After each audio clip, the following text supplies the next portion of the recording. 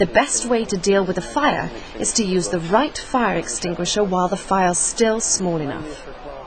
As you can see here, there are several different types of extinguisher, but it's very unlikely that you will have anything like this display to choose from.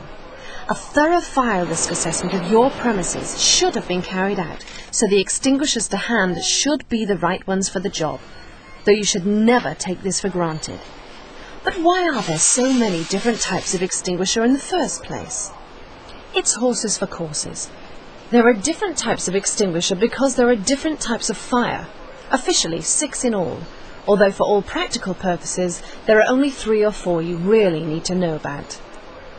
Hopefully, the decision as to which type of extinguisher to use will have already been taken for you. But if your place of work has multiple fire risks, you may also need to decide whether or not the extinguisher to hand is the right one for the fire. For a fire involving combustible solids, most extinguishers are suitable. The best is water. For flammable liquids, such as oil, spirits or petrol, use foam, powder or carbon dioxide. Don't use water. For burning liquids that are contained, foam is the most effective, but you can also use dry powder or carbon dioxide. A fire blanket is another way of dealing with it. For spilled or running liquids, powder is best, but you can also use carbon dioxide. For fires involving electrical equipment, carbon dioxide is best, but powder works nearly as well. Never use water, foam or wet chemical on an electrical fire.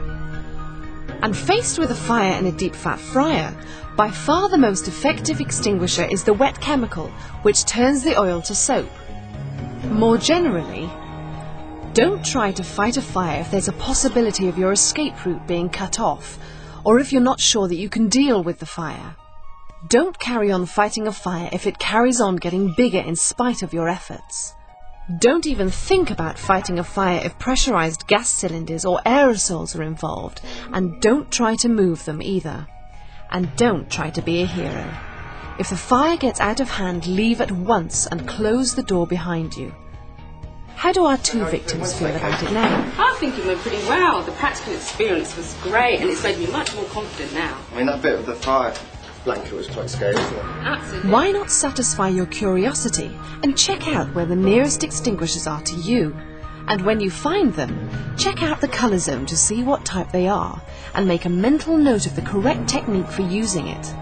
You never know when that knowledge could help prevent a small fire becoming a disaster for you and your company.